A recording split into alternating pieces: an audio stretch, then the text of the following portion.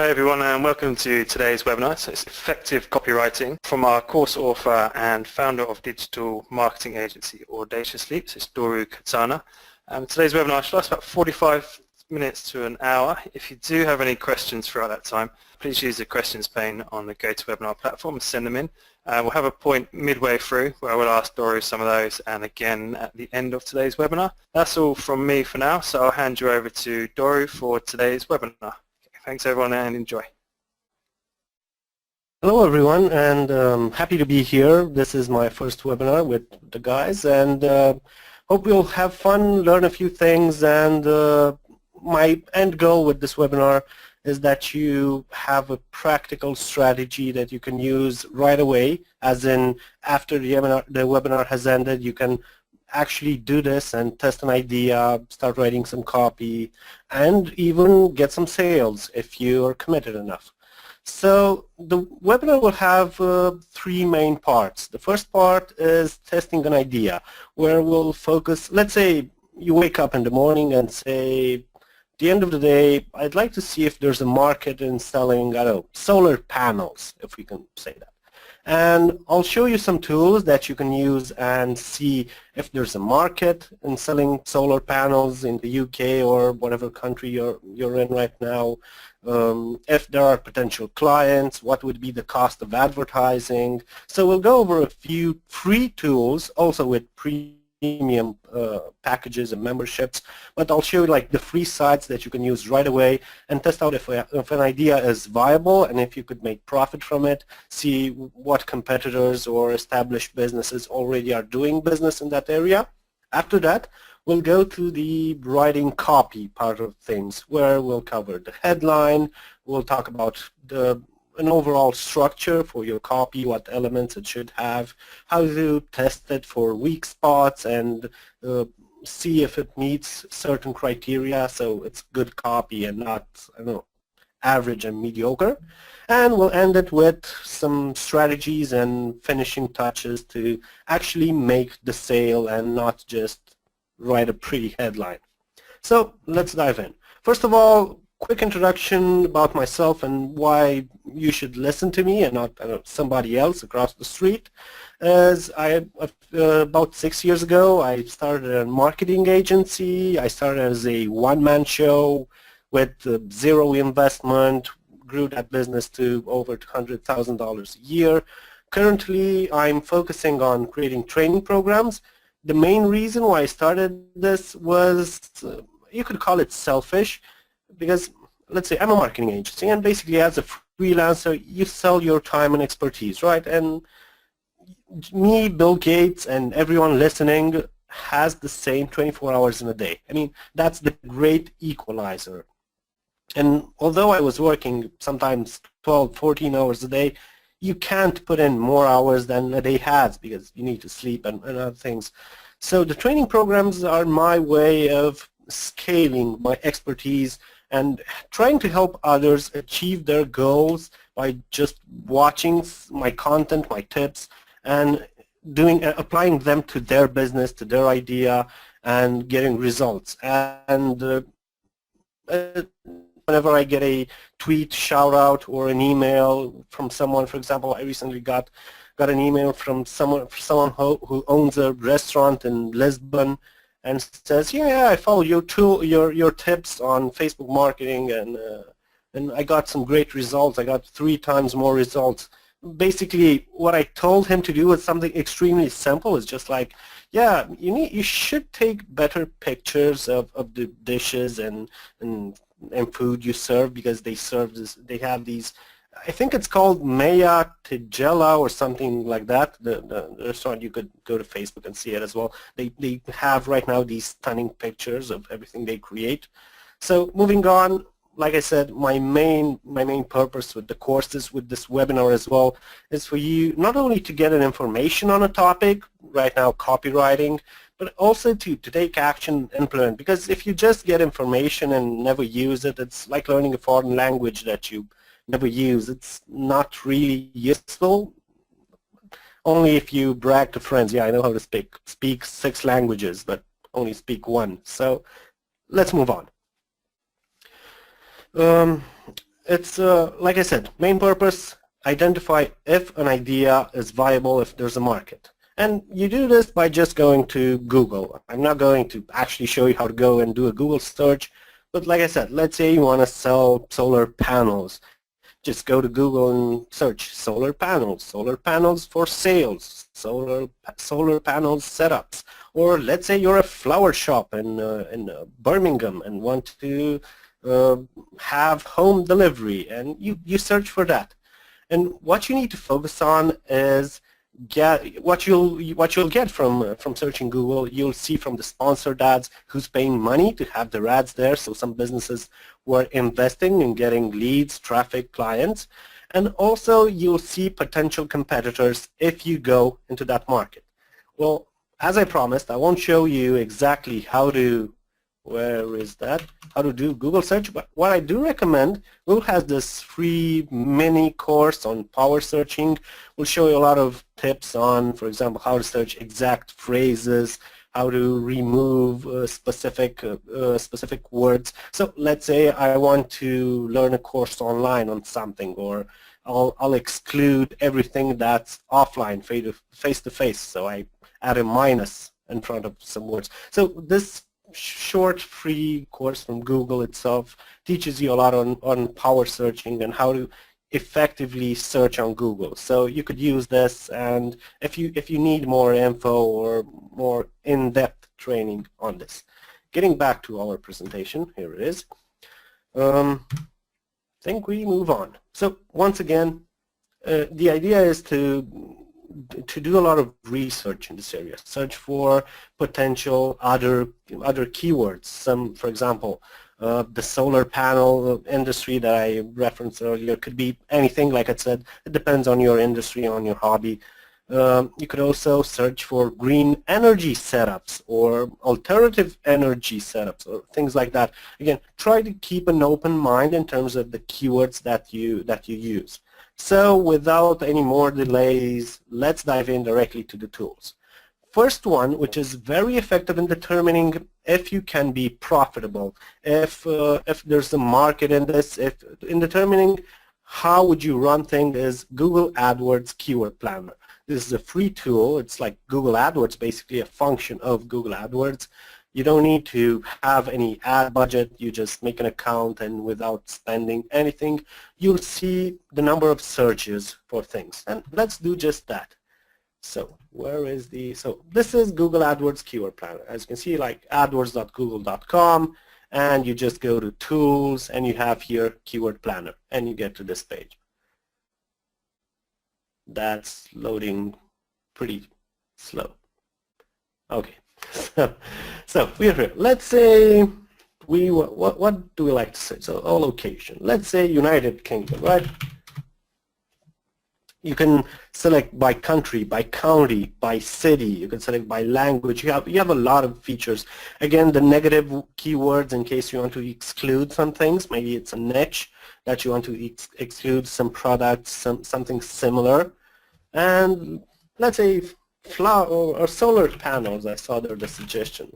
So let's say solar panels.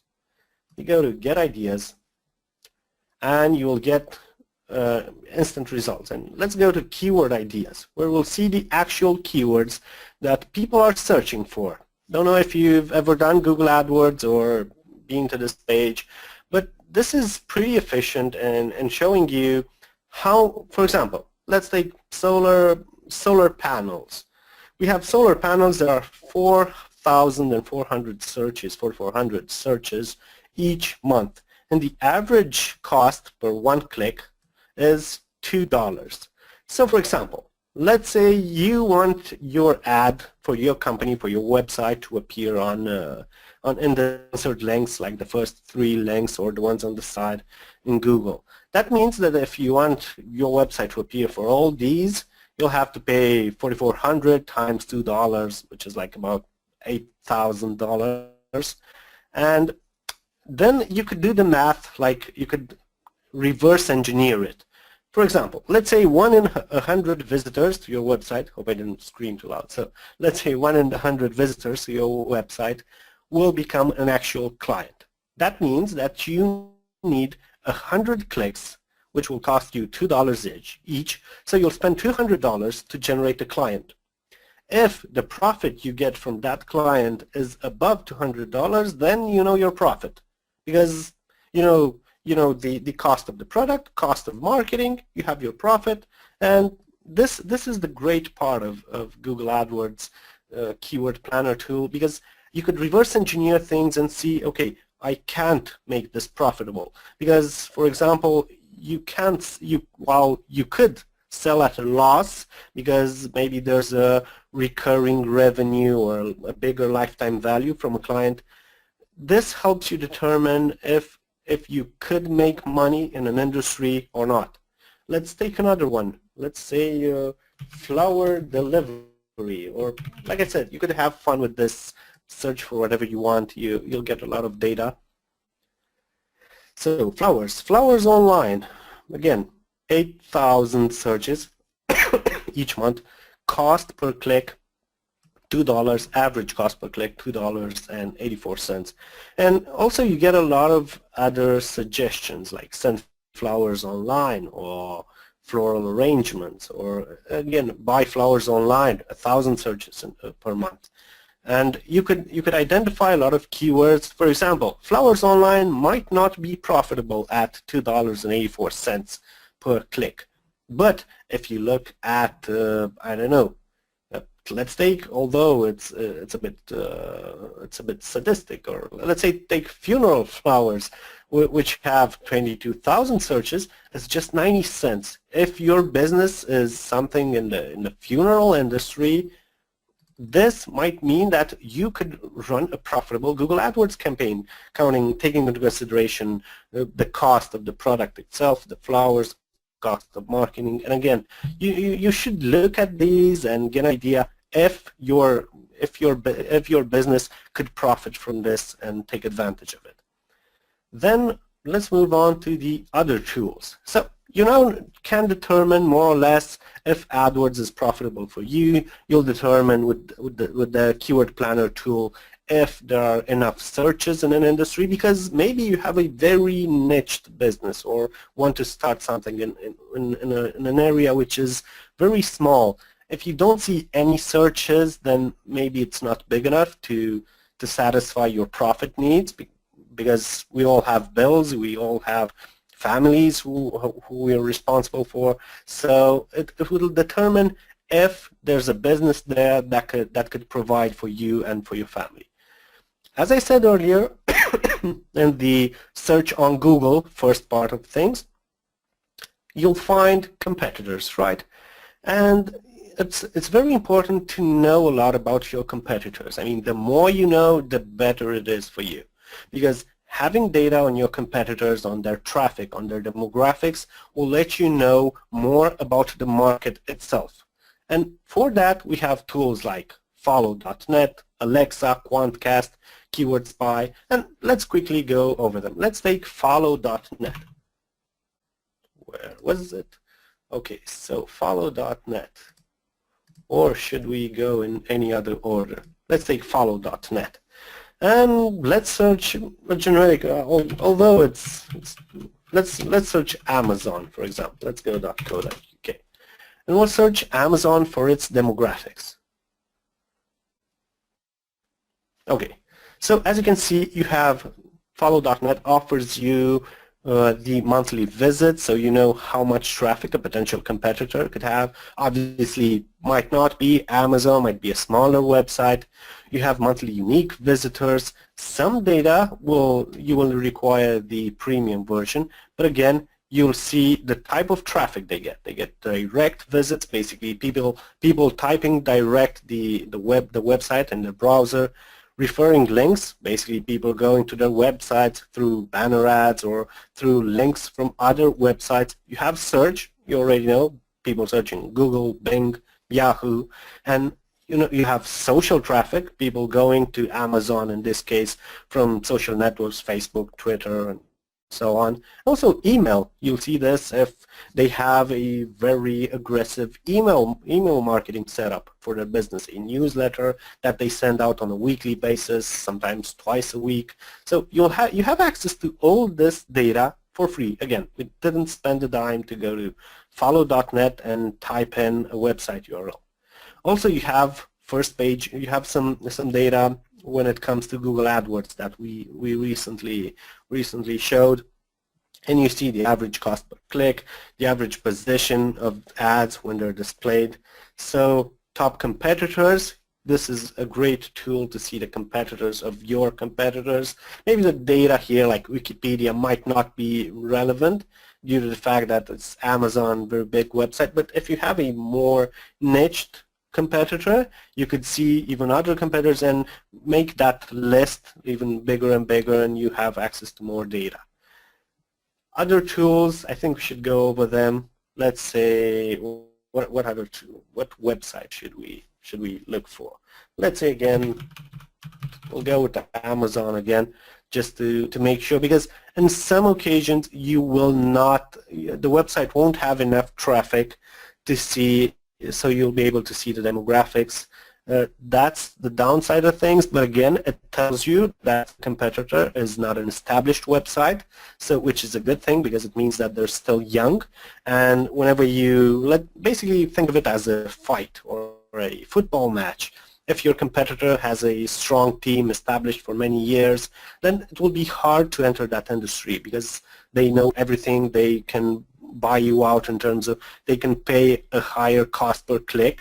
So it will make it not profitable for you. And when you don't see any data, actually take it as a good sign because it means your competitors are still small businesses. That means you can catch up and even outrun them. So Alexa.com, what it shows you? It shows you the origin of traffic. For example, Amazon.com, 63% of their traffic comes from the US, 4.1% from India. You could read on. You also see the bounce rate. Bounce rate basically means whenever someone enters the website and exits right away. So the higher the bounce rate, the bad. It's a high bounce rate is a bad thing. Always look for this number to be, for this percentage to be as small as possible. You have daily page views and daily time spent on site, and also search traffic and the main search keywords, Amazon, Amazon Prime.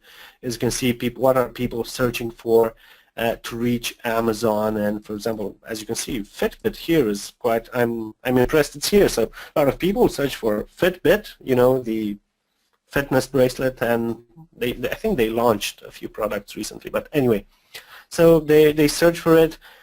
They get it on Amazon and obviously buy it. Also, the sites that send traffic to it. Google, obviously, from search, 22%. Facebook, 5.3%. YouTube, maybe, I think YouTube is because a lot of people are doing reviews on YouTube of products and have their affiliate links and descriptions. So, moving on. View DNS. Actually, this might look very obscure and but the reason I like it's more of an advanced tool, and what it will allow you to do is determine. Actually, it's something. It's a bit more advanced, but I think you should know this.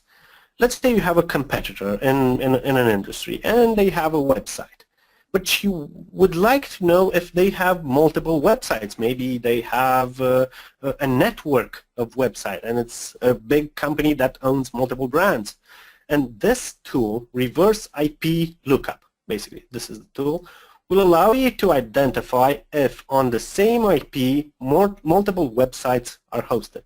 So, for example, let's say, I'll take my website to, I think it's the easiest way so you see the relevant example. If I type in my website, you'll see that the website is loading pretty slowly. Okay, so because it's searching through a lot of DNS addresses. So once again, to talk about this while it does the searching, it will show you if on a server there are multiple websites, and this will allow you to see all the brands a competitor has. That's the benefit of it. And it's still searching. It's not an internet problem, so maybe it's something on their side. So again, if you know the multiple brands of a company, you can better assess its size. You can see if they have because some companies split their marketing into multiple sub-niches. So let's say you're a company that sells sportswear. You could sell sportswear for people interested in mountaineering.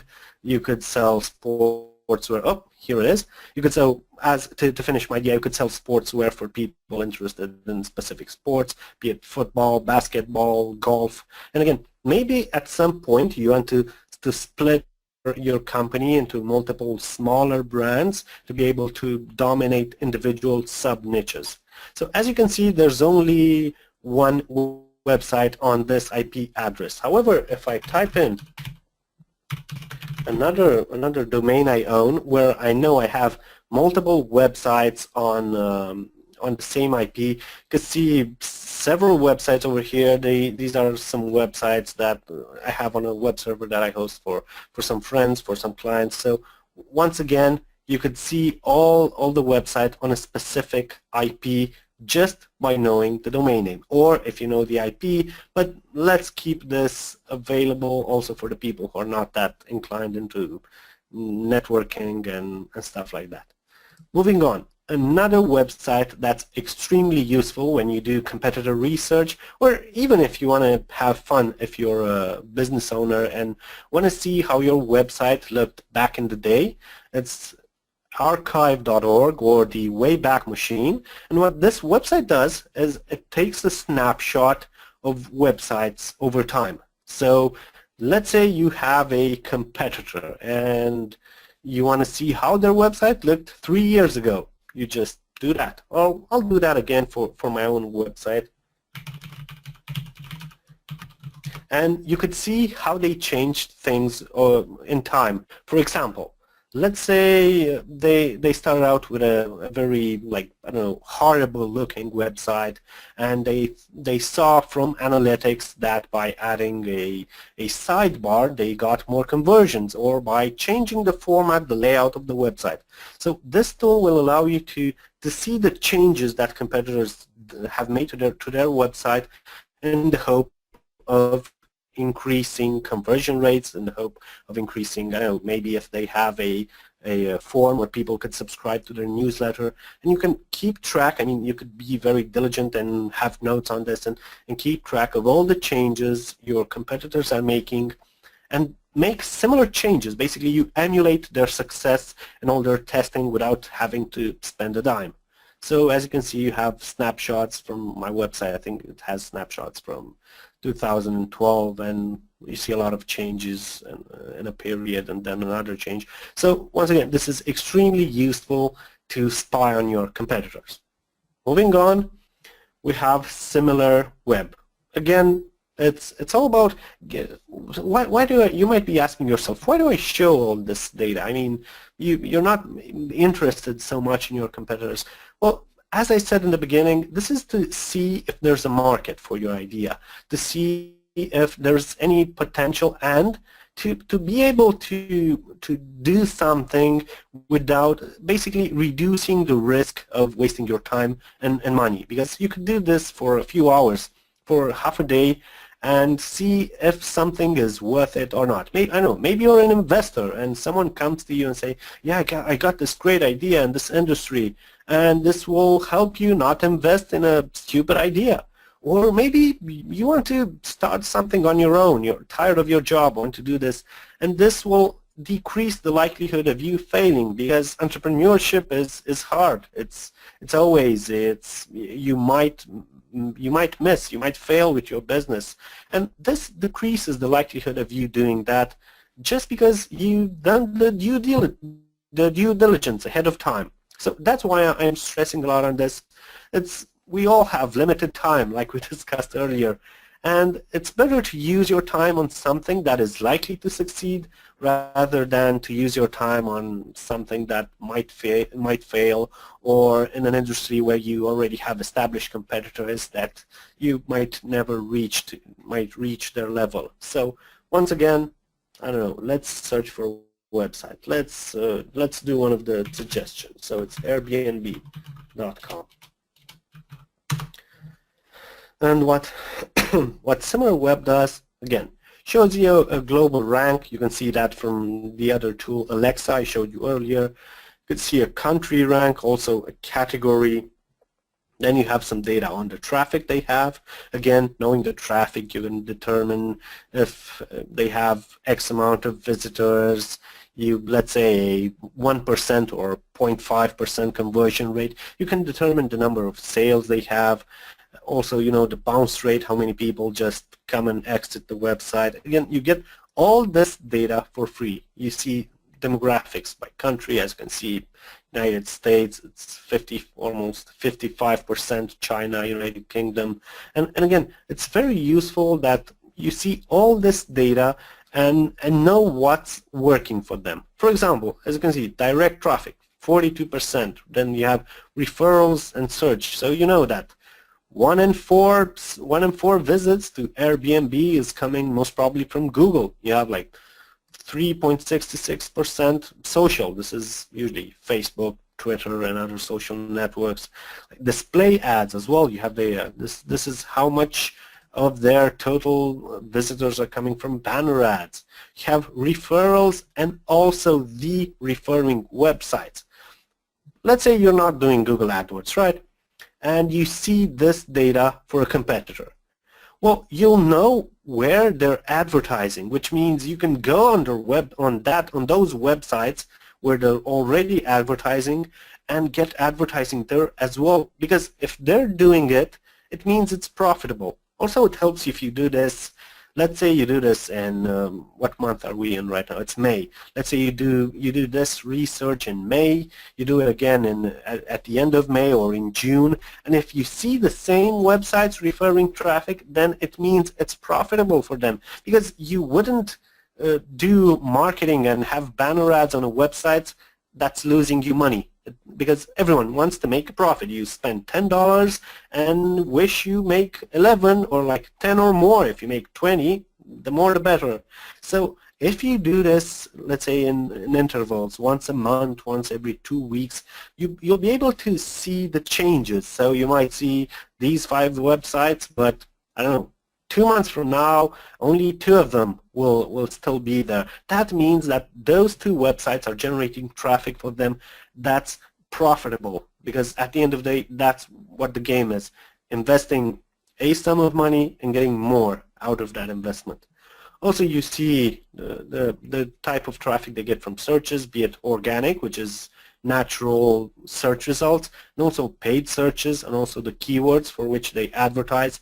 Again, very useful for to see in your competitors, because you will know for what keywords your competitors are bidding on.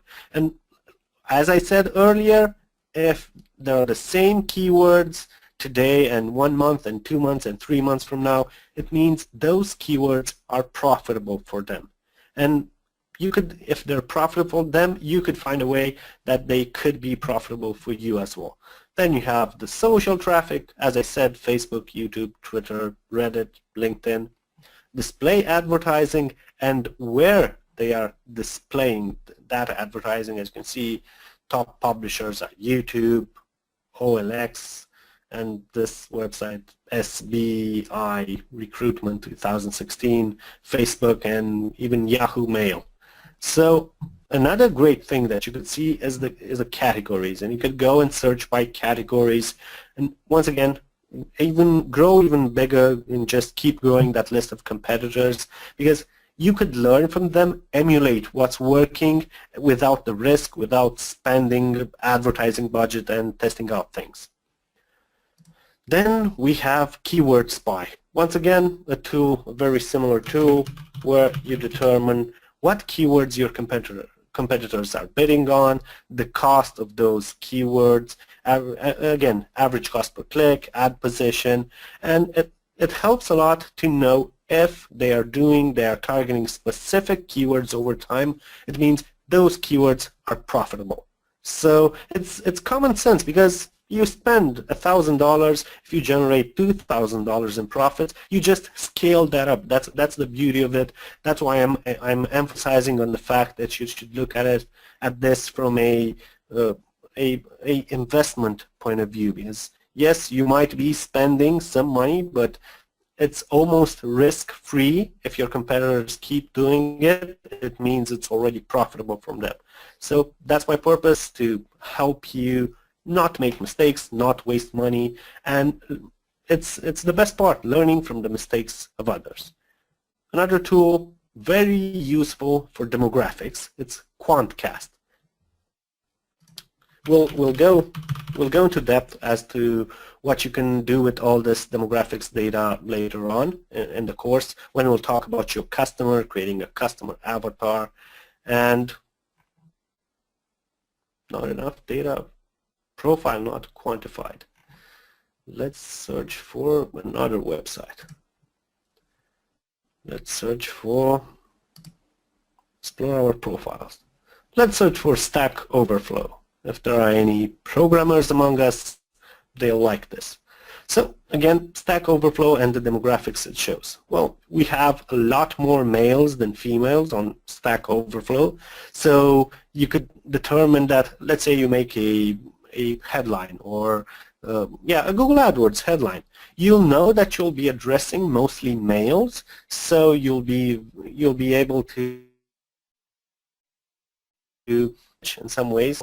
Then you know the age groups. You see that most of them are between ages 18 and 44. Knowing their age will determine you might be closer and closer to guessing their interests, their hobby.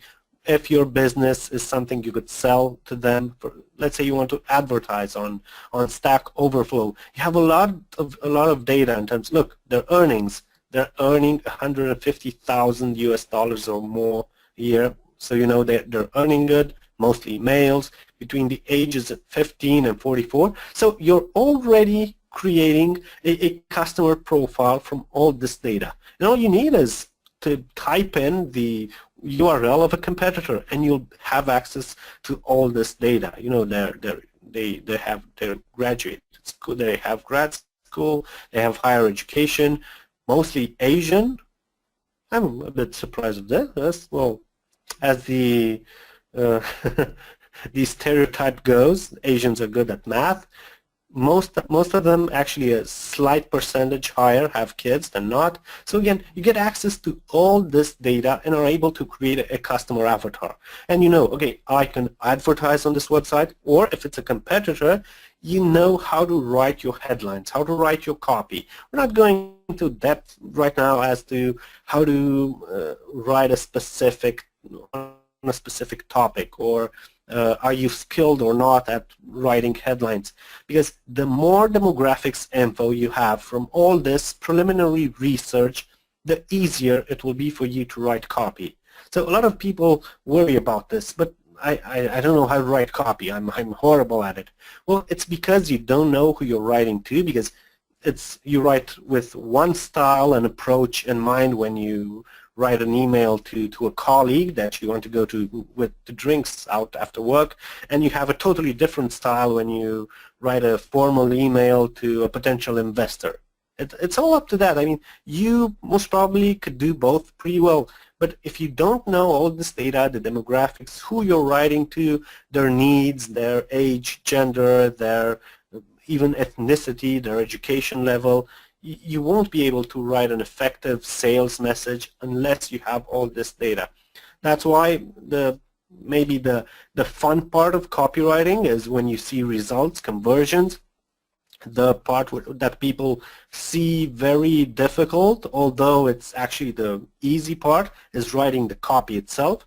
But the hard part, and the part that's more the private victory, because nobody, when you do all this research and do all this work and search for competitors and do it next month and so on, nobody actually sees it. It's not a public victory. It's not visible, but it's the core work of good copywriters. They always do the research. They always analyze this demographics data, and as you'll see later in this presentation, it's extremely important because you'll know who you will be writing for, and that's the core of copywriting. Because if you speak in their own style, in their own language, you'll see that conversion rates go up. You'll see, because they resonate with you. They'll be like, they'll see the ads of your competitors and be like, meh. But they'll see your ads and be like, this guy understands me. He really gets my needs, and that's when the trust level goes up. That's when you get more sales, because they feel as if they're understood from the way you've spoken through your sales message. Do we have, yeah, last tool. Okay, so we'll get back to the presentation after this. So the last tool, which is very important, even for you at a personal level, not necessarily business, is Google Alerts. Not sure if you've heard of it. I won't talk about it a lot because it's pretty well known. You can use this one to monitor yourself. If you're if you care a lot about the way you're perceived, your career, you should totally monitor your name. Then you should monitor your brand, see what people are saying about it. Let's say you have an unsatisfied client that wrote a blog post that he was totally disappointed by your product or something you did. If you reply right away, because you'll get a notification whenever someone mentions your brand, your product, if you reply right away, the likelihood of you winning back that client or that person writing a follow-up blog post or an edit to it and saying they reached out to me, they solved the problem, I love them.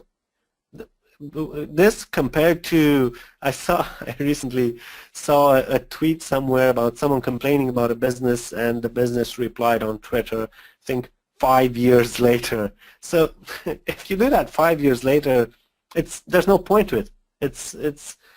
You shouldn't even reply at that point, because obviously you won't solve the problem. You'll prove that you don't care about managing your image online. So Google Alerts allows you to do just that, to keep track of your own business, of your own brands, and also to monitor niches. As you can see, some of the keywords here are like online training marketplaces. I like to keep an eye on new course and platforms, marketplaces that I can do business with as an author, and also I monitor my brand, my personal name, and you could do this for yourself free of charge. You can choose if you get daily notifications, weekly, or as they happen.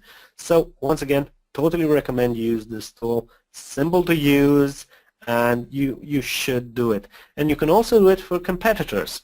You could monitor and see if they got any funding from an investor, if they launched a new product, or if they even if they changed the profile of their business, the industry they're in. So you could keep track and have your ear to the ground, if I can call it that, on any competitor using this free tool, Google Alerts. So let's get back to our presentation. We went over all these tools. Hope it didn't take too much. Hope you find at least one useful, and once again, hope you put them to use. So is it worth it? At this point, you should be able to tell if an idea you have is worth you investing in, is worth you investing not only your finances, but also your time, because once again, great equalizer, 24 hours in a day. So you could determine with Google AdWords the cost to generate one sale. So you can know, okay, so I'll need to price my product here in order to make a profit. And also you could see if other industries you might want to go in with your existing business are worth the effort. Moving on, we reach the what are you really selling part of the webinar. So we talked a lot about demographics, about them, about the market, about your customer. But what's really important is your product, be it product or service. I'll refer to it as product, but once again, if you're offering a service, just switch that word in your head.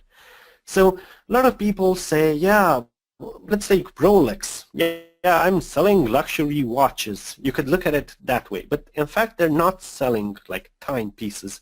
They're selling items that prove that meet a person's need to be relevant, to be seen as someone who's doing good for themselves as a business, financially, as a person who's interested in prestige, who wants nothing but the best. So once again, it's an emotion. It's an emotional need that each product appeals to. It's not the features. It's not how it looks. It's what emotion does it cater to. That's very important, and you should always ask this. I think we have a few questions, or oh, okay, yeah, it's Paul telling me everything's okay. So so what? Where was I? And again, your product is not something. Yeah, I'm selling this. It's what problem does it solve? What emotion does it cater to? That's the main thing that you should answer answer truthfully to yourself, because a lot of the times it's not that obvious, and people won't, even the customers won't know what that exact emotion is. Let's take Apple for example. A lot of people don't buy Apple products because they have better performance. I mean, there are better other, let's take MacBook Air. I'm talking about this recently, planning on buying a product. It's the Razer Stealth. It's like an ultrabook and so on. And if you're comparing things like stats, like processor, computing power, or display resolution and stuff like that, if you're comparing these things, obviously Apple will lose in comparison to other brands, but that's not what they're selling. Because when you buy an Apple product, you don't necessarily buy, I get the most bang for the buck, like the highest, the strongest, the most powerful processor per US dollars or per sterling. It's you buy the item for what it stands for its design. Maybe you care more about design. Then again, you need to answer this. It's very important. You never need to neglect what emotion does your product or service cater to. And you could do this in a very simple way. You first look at, I'll go on a limb and on the assumption that you already have a service or product, even if you work in a company or are an entrepreneur, and you look at the current product features. Most companies promote the features. Yeah, we have our camera has this many megapixels. The bezel on our monitors is this small, and so on. And that's like the first layer of product benefits. Then you have the functions. How functional is that? I mean, how easy it is for me to access specific let's say the recent hype on smartwatches. How easy it is for me to answer a phone call from my smartwatch. Can I do that? Or let's take fitness trackers. Do they measure my heart rate? Do they also measure my stress levels? Or what functions do they have, and how easily are they to be accessed? Then we have practicality. If it sorry about that. So we have the practical side of things. If the battery of my smartwatch drains in 2 hours, then it's not really that practical. That's why a lot of companies like Samsung are investing in wireless charging. It's not because it's people are just too lazy to plug in their phone, because practically it takes the same time to plug in your phone or to leave it somewhere to wirelessly charge.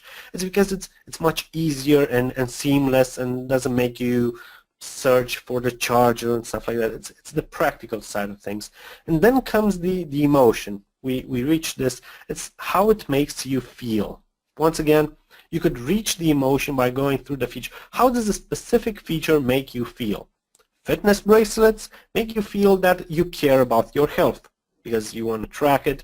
You want to track results, see if you're getting better, see if your step count is slower than last time. So it's very important to know what emotion your product features and functions, what emotion it generates. As you can see, you see this a lot in Apple commercials. They present the product, but at the same time they try to make you feel something.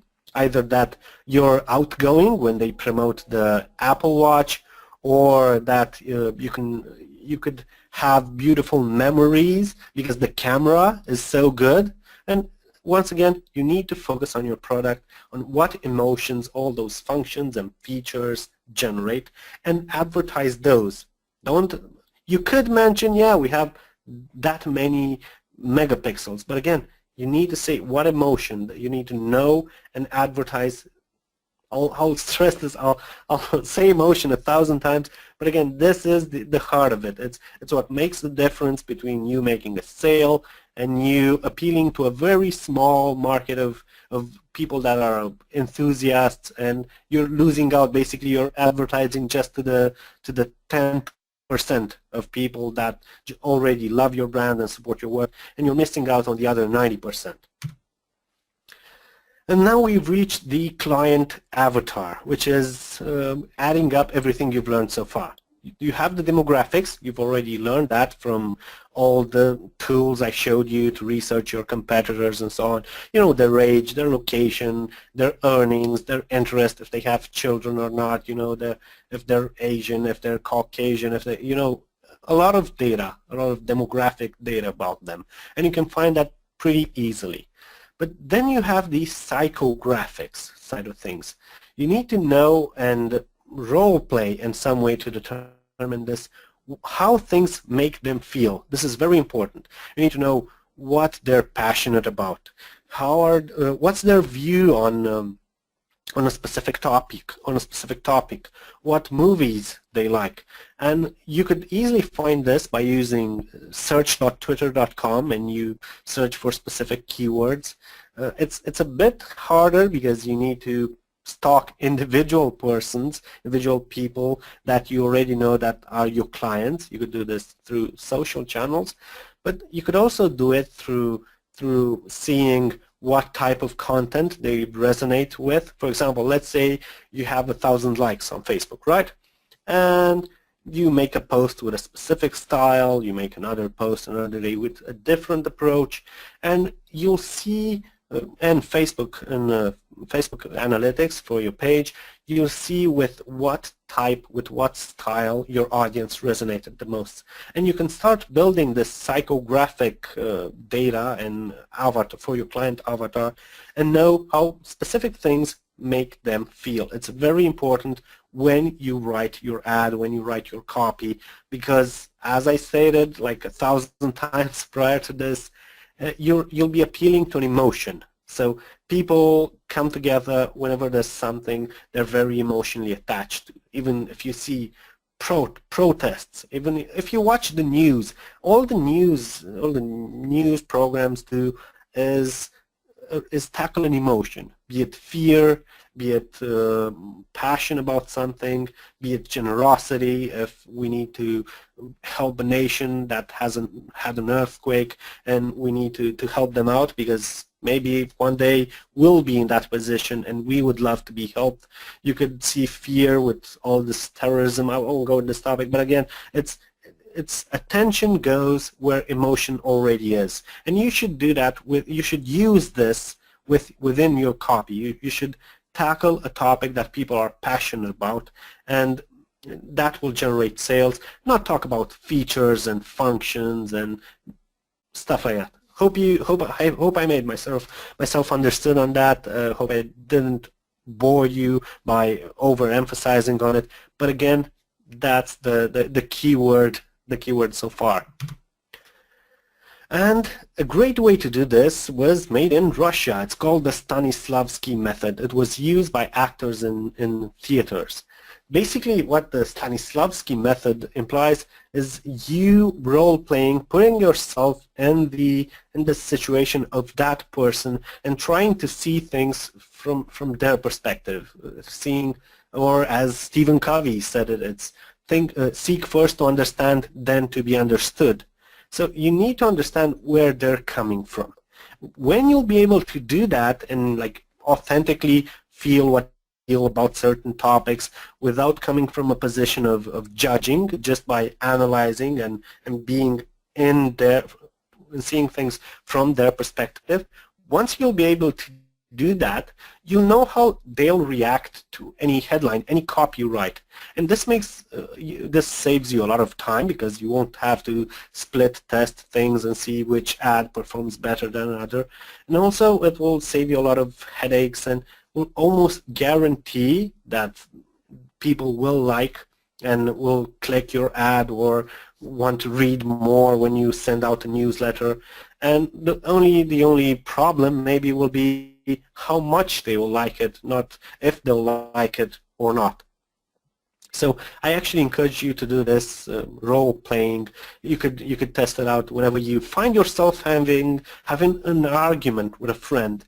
Like pause for a second and try to see things from their perspective. And this works great when you do it with friends because you could tell them, wait a minute, and ask them to further explain and detail the problem so you get more understanding. And if you try to internalize that process and do it whenever you do marketing, whenever you sit down and write some copy, it will be extremely helpful for you. So I do this quite a lot, and it's actually even fun sometimes. So I encourage you to do it. Moving on, we have something that I hope won't disappoint you, but this is the bad news. Your client doesn't care about you, or if they do care about you, you're very lucky. People are innately selfish. We take care of ourselves or of our loved ones. We don't really care about brands, except in the cases where we care about our image of some. So a lot of people argue that, yeah, I'm generous, I help the poor or volunteer, but in fact that's still selfish because they do it to have a better image of themselves. So all, or not necessarily all, but most of our actions are selfish, and people are always looking out for number one, as the slide says. So have that in mind whenever you sit down and write a headline or plan on sending out a newsletter or whatever you do that gets to a client. Know that they probably have like 10, 20 other things on their mind. Like maybe, I don't know, they have a problem with their car and are worried about that. Or maybe their kid got a bad grade in school and they're worried about that. I mean, your product and you wanting to make a sale or a deal is not number one on their priority. It's probably somewhere 20 plus. So always have that in mind. I remember I recently watched an interview with Peter Sage, an entrepreneur, businessman, and he said a funny thing that we all see ourselves as the main characters in a movie. One does this. So in someone else's movie, most probably we're not the main character. So remember that. Remember that your brand is not as important for your customer as you think, and start your way up from there. I mean, go up from there. Know that, okay, so this person has 10, 20, 50 other things on their mind, and I'm competing with that. So what do I write?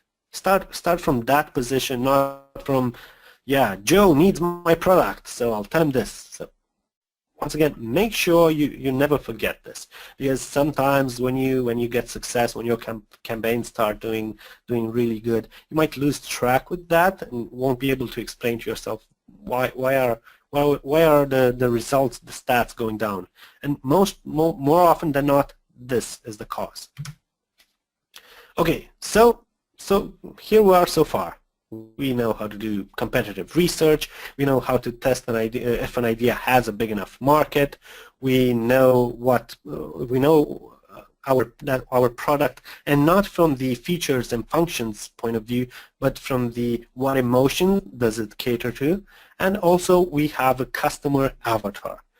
Until now, we haven't written a single line of copy, as you might notice. It's all research, it's all role-playing, it's the work that's not visible, but is extremely, extremely important. And as, I don't know, corny as it might sound, think of it like an iceberg. It's like the copy is just the part above water, and all we did until now is the submerged part of the iceberg, which is extremely important and is the core of all good copywriting.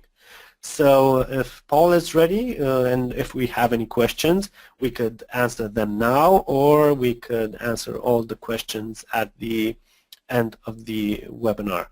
So Paul, are you with me? Okay, Doran, no questions have come in just yet. So if you do have any, just drop them in the questions pane and we'll put them to Doru at the end. So back over to you, Doru.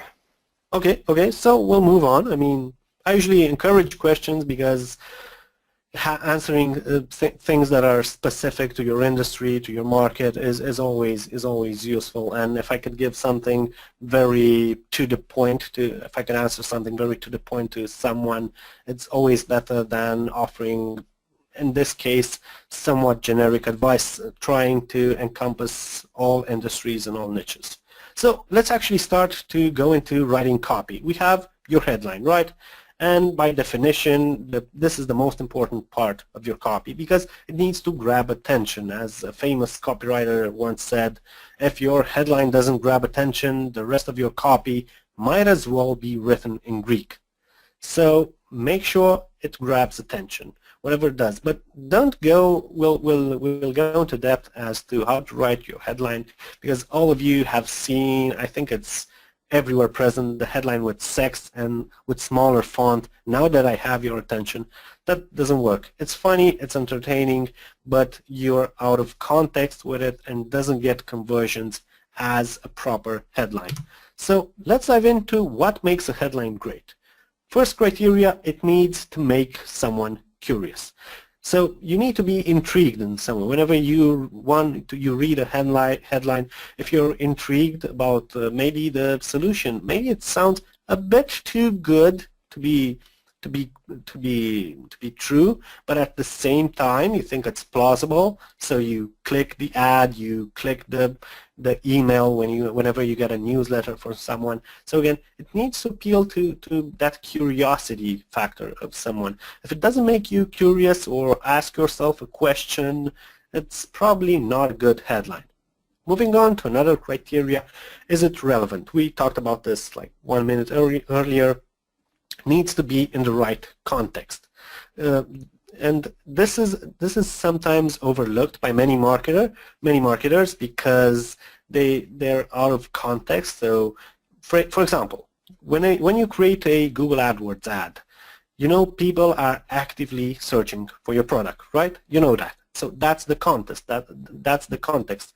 That's the relevant part. But if you advertise with a Facebook ad, with a Facebook banner, people are most probably watching photos of their nephew, I don't know, their nephew's birthday or something like that, or watching photos from a vacation some friend from high school had. So you need to get the context right, otherwise people won't click your ad, people won't become from prospects clients. Moving on to the other criteria, is it credible? I mean, does it scream out loud, I want your money, I mean, buy from me, or does it scream, I want to solve a problem, here is why I can solve that problem, why you should choose me and none of all the other like 10 ads or 10 competitors. And it needs to do this without going over the top, and that's actually quite difficult sometimes, because let's say you have a great product, a product that's cheap, that does a lot of things for your clients. Sometimes you need to formulate your ads, your copy, or have proof. Usually that solves it. Have a demo showcasing how your product does what you claim it does. And adding credibility is very important, because credibility at the end of the day is what makes the difference if people buy or not buy, because it involves the trust level. It's like, who would you leave your car keys with? Most probably that list is not, or house keys with, is not that long. So the more trust you have with someone, be it a person or a brand, the higher the likelihood of doing more business, of not asking a gazillion questions, of not being suspicious if the product is late one day, or if you get a defective product, you know, oh, but they're nice people and never had a problem with them. So they won't immediately go to Facebook and say, brand X gave me a lemon product, a bad product. And they'll ring you up and say, yeah, we have a bad product, and you'll immediately tell them, yeah, we'll replace it. So again, the higher the trust, the easier it will be for you to make the sale, and this is where credibility comes into place. Moving on to another criteria is, again, the emotion part of things. It needs to talk about something that your prospect is very passionate about already. It's much easier if they have an emotion. Doesn't necessarily mean something good or bad. It just means that they have to be passionate or very into the topic you're talking about. And if you find this audience, if you find the right websites, right platforms, doesn't necessarily need to be online platforms. If you find the right places where your audience, which is passionate about your product, about your industry, then you've struck gold in many ways. So once again, as I said 1,000 times throughout this webinar, focus on what emotion does your product solve, what emotion does your headline appeal to, because most purchases are not analytical and, okay, I made some calculations and decided to go with that product. It's gut feeling, it's impulse buying, it's, okay, so I'm going with this product because I liked the way how they said that, or I liked the way that they looked at the problem. It's not always about features, about comparing performance and specifications. Moving on to the next one is, this is very important and could easily get you a lot of easy sales. So easy, right, I know. Is it an existing conversation?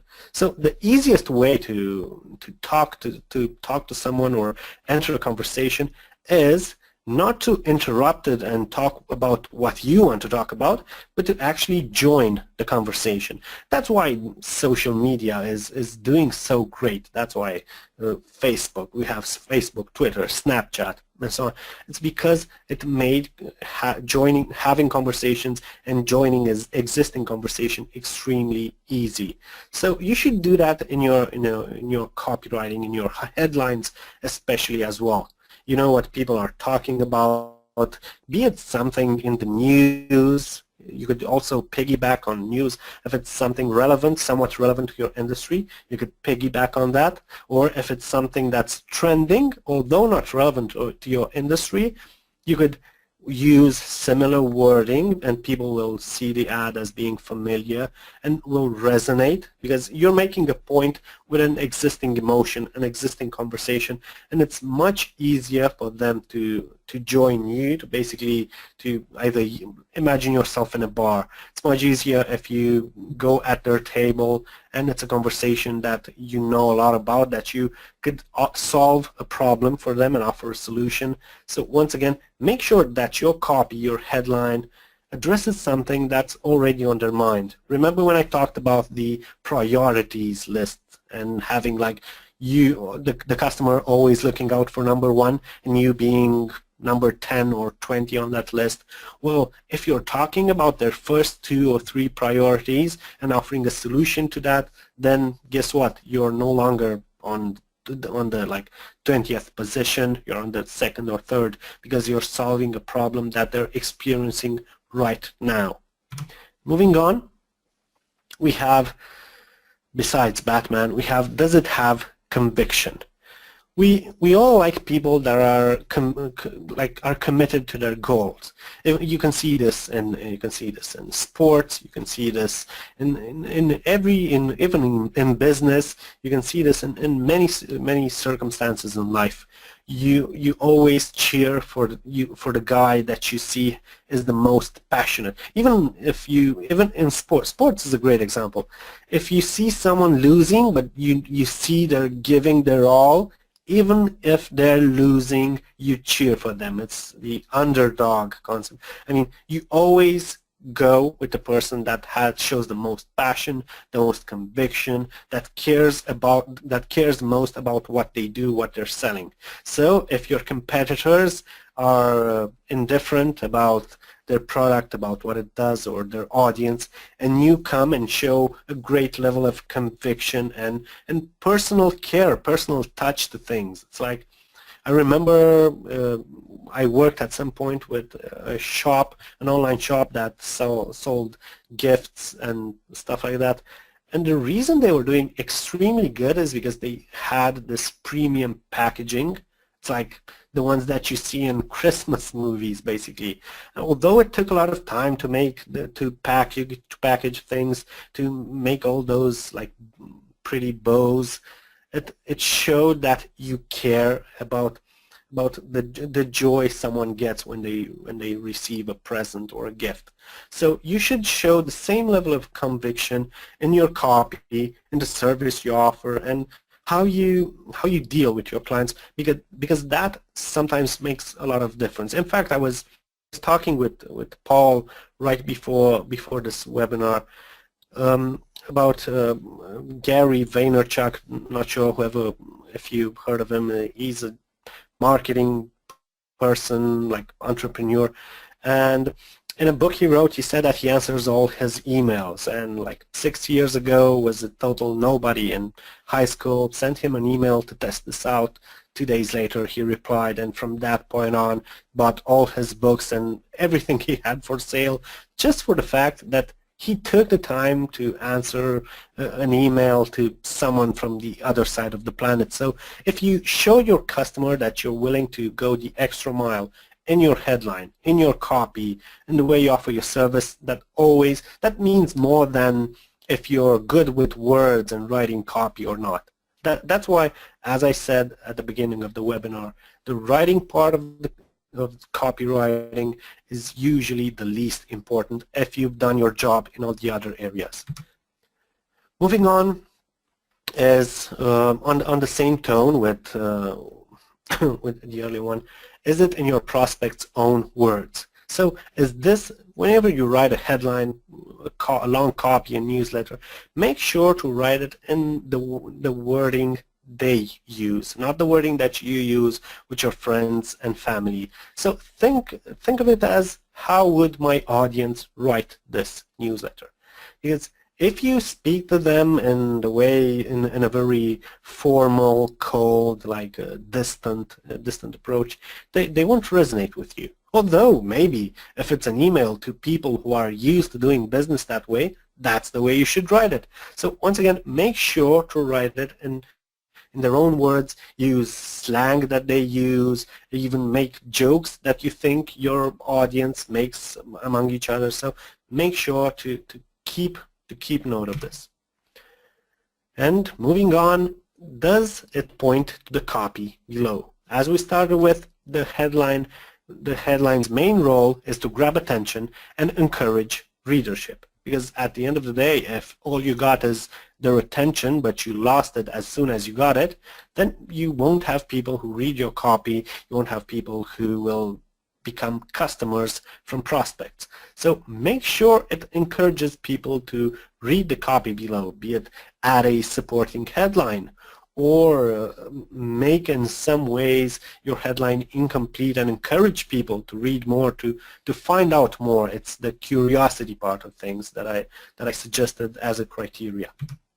And after all this, we have the copy and the sale. So you've written your headline, you made it intrigue people, make them curious, you spoke it in their own words, you had conviction in it, and now comes the actual copy, be it a long description on your website, be it a sales letter, be it a newsletter where you're advertising a new product or a new offer.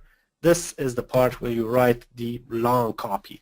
And a lot of people have had, a lot of businesses I consulted, even me when first starting out, had a problem with determining, okay, so what do I write in this long copy? I mean, what exactly do I need to cover? Because you never know, is 200 words enough? Is 2,000 words enough? You never know when enough is enough. So I took the time and split all the core elements that your copy must cover. So even if you write 100 words If all these elements are covered in some way, shape, or form in your copy, then it's good. So first of all, grabbing attention, the headline, we already went into depth on this. Then call to read on, referring to the text below, and encouraging, basically transforming interest to readership. Then building credibility. We slightly discussed this, making your claims credible either through a video that shows proof of what you're claiming your product does, either by having big names endorsing your product. However you do it, building credibility is very important if you want to make a sale. If you just want attention and are not interested in sales, then don't build it.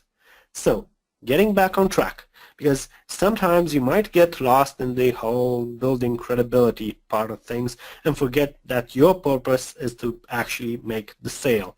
So, although it's important to build that credibility and that to raise the trust levels, make sure you focus on the product, on the problems it solves, and on the emotion it appeals to. And comes the easy part, make the offer. Basically, this is what I have to offer, this is what it costs, and the people reading your copy already know what's the deal, and this is their first opportunity to either say okay and become a client, or say, I'll think about it. And then you have to do the next things, which is relieve risks. A lot of times people are reluctant because what if it's a bad product?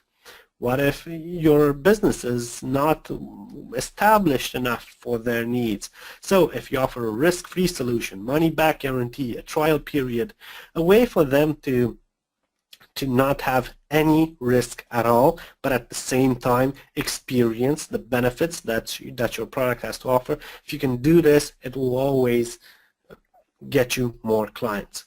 Then what you do is sum everything up in your copy, be it the building credibility part, making the offer, risk relieval, and have a more like, okay, so summary of what I told you so far is this. Are you interested and not? Then comes the eighth part that a lot of people fail to do. Make it easy to buy. If we're talking about your website, have you ever took the time and counted how many clicks does a customer have to make in order to go from I need this product, I want this product, until, okay, you bought it, it's going to ship later today. So make sure it's easy to buy. Is your phone number easily visible on the website? Is the shopping process easy to do and doesn't require them to complete long forms or go from confirmation to confirmation? So basically make it easy to buy so they have their money ready, make it easy for them to give it to you. And then we have the last call to action. You went through all this, and if at this point they're not going to buy, chances are they're not your target audience. So you've relieved the risk, you've made the offer on many occasions, it's easy to buy, you're credible, they have absolutely no reason to not become a customer at this point. So once again, call to action at the end, and this is their last chance to become a customer. It usually helps if you add a limited time offer. Obviously with websites this is much easier to implement. You have a lot of plugins and widgets. Or if you have a limited seats feature, basically if you create a sense of urgency, you will usually get more sales than if people, or offer a deal like this weekend our product is 10% off or 20% off, depending on your margins. You could play with this percentage. So once again, call to action and create a sense of urgency.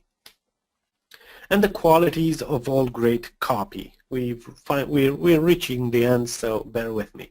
It needs to be personal. We've already discussed about this. Talk in their own frame of mind and their own language. It needs to be focused. You don't need to talk about a gazillion things. You need to talk about a few problems, specific problems, and we've covered the third one. You need to target a specific need, a specific emotion. You don't need to be all over the place with your claims. Then it needs to have a logical progression. we have already solved that by giving you the, let's call it, roadmap of copywriting, of what elements your copy should contain. It needs to be emotional. We've went through this too much already, and it needs to keep momentum, because it needs to go from one point to another. So basically it's like when you go on a date, first meet each other, have a few, you exchange some lines, the conversation goes well. You need to keep momentum in the conversation and talk about things that interest them, about their needs, about their problems, and then sell at the right time. Don't be reluctant to make the sale. And let's say you wrote your entire copy. Okay, so you have several pages or you have multiple ads. How do you review things? How do you know, is this ready for launch? Should I send it? Should I maybe ask for several opinions? And what you should do is ask friends or colleagues and also strangers, but make sure how you ask for feedback, because people will most probably be reluctant to criticize you. So even if we're talking about your product, your copy, make sure they're honest with you and explicitly say that your feelings aren't going to be hurt in any way, and encourage negative feedback and seek ways that you can improve your product. Then, if you have a long copy, be it a newsletter or a sales page, make sure to do a slow read of things to identify any mistakes that you've made at the sentence level, because sometimes you might be in a hurry, you might have some typos, some sentences might not make sense, and doing a slow read of things will solve this problem. Then do a fast read. Read your copy very fast, and this will assure you that the tempo is right. We'll make sure that, okay, so I covered this, I jumped from this idea to this idea, and it's easy to sometimes not have a good tempo, but fast reading will make sure to remove some paragraphs. Maybe in some areas you'll spot places where you might add another idea. So this is the simplest way to review your work whenever you do it. And then comes another difficult part. A lot of people are reluctant to sell. I'll give you an example I heard from it's a quick story, and I got a few aha moments when first hearing it. It's from I don't know if you've ever heard of him, but if you're interested in copywriting, his name is Dan Kennedy. He's like one of the gods of copywriting, and he tells a story about a salesman who goes to this house, and the family, he was selling pots and pans, and the family that he went to didn't seem doing so well with money, and they were saving money to do their plumbing, which was broken and had a lot of problems with the house. And when he saw this and saw that the children weren't dressed that well, and that salesman became reluctant to make the sale. At that point, the family actually felt a bit insulted, not by anything he said, but by, you see when a person is becoming reluctant to deal with you, and they actually became angry because of that attitude. Needless to say, the sale wasn't made. And a lot of people do this because you're like, yeah, I don't think you need these pots and pans. Maybe you should, I don't know, take better care of your children, or do your plumbing, if you're like house plumbing, if it's broken, and not buy some pots and pans. And basically at that point, you're taking a decision of their money for them, which is like the first error you do.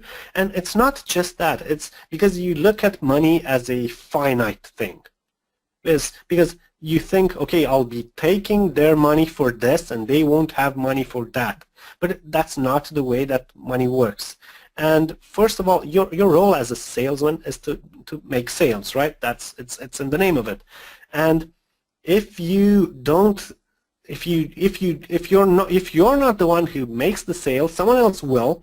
And it's not just that, it's that they won't have money either way. Either they buy from you or from somewhere else. If their culture or way of dealing with money is not ideal or not logical enough, it's actually not your fault. In fact, you would be doing them better good if they bought from you, because you have these moral values and where you see the world. And if you earn more money, you could maybe help people and teach them how to do better financial management. So once again, never be afraid to sell, to make sales, because thinking, what if my client doesn't afford this? Money is not a resource. In fact, if you look at it carefully, it's not even a resource, because it always replenishes itself. If you're broke, any one of us, even myself, I think many of the audience, you were broke at some time. Maybe you weren't, but most people were broke at some point in their lives. In their life, they aren't broke now, and that's how money works. It replenishes itself. You get a new job, you get a raise, you start a business. It's never it never runs out. It's not like water. It's limited. I have a bottle of water on my desk. If I drink it, there's no more water. Money replenishes itself constantly, so never be reluctant to make a sale. And then comes the hard part. You just need to practice. The easiest way to get better at writing copy is to write more copy. Write it as often as possible. Do all the practices that I told you throughout this webinar, like the STANISLAVSKI method, doing proper research, and it's just about doing more of it. You only get better by doing it. It's like a foreign language. If you don't speak it, you'll forget it, and you'll get worse at it. But if you constantly do it, if you practice it, if you try to beat your existing campaigns with different angles of different strategies, tackling different emotions that your product caters to, if you have practice, the word is suffice to say, if you have more practice, then you'll get better at it. I'm sorry there isn't any shortcut or secret recipe, and I'm pretty sure anyone that promises such a recipe or a secret is probably trying to sell you something. So make sure you keep an eye out for that. And that's about it. As I said at the beginning of the webinar, what I encourage you to do is just do it. Practice anything, even if you do something as simple as do some research on a competitor that you currently have. Do that. I mean, if anything you do, but even if it's something extremely small, you do it at a practical level, then you internalize whatever information I showed you in this course. So that's what I want you to do. If you have any questions, if you want to reach out to me, if there's something that you thought I overlooked when speaking the webinar off, or if you need any specific advice, don't hesitate to reach out to me. I always reply to my emails, and I'm actually passionate about helping people get better at the things that I believe I'm maybe somewhere further ahead in that journey to become better, be it copywriting, be it marketing. So don't hesitate to reach out to me, and I think now if people have any questions, we can answer them. There you go. So we haven't had any questions, just a thank you at the end from Fabiana here. So thanks for sharing such great and useful information. So as Doru said, if you do have any questions, you can drop him an email on his email, which is on screen now, doru@audaciousleap.com. Or alternatively, you can just send one to us at info@webinarsteam.com, and we'll pass those on to Doru. Thanks a lot, Doru. It was a very good webinar, very informative, and I hope everyone's learned quite a bit from it today. Please do join us next week. Our next webinar is on the 18th, which is Introduction to Excel, so hopefully we'll see a few of you there. And again, if you have enjoyed today's webinar, also check out our copywriting course, which is Effective Copywriting, which was written by Doru himself. That's all from me, so I hope you all have a nice day or evening wherever you are.